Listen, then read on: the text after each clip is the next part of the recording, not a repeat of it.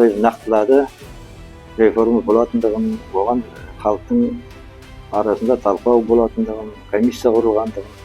Негізгі ұстаным күшті президент, ықпалды парламент, тыңдайтын үкімет деген.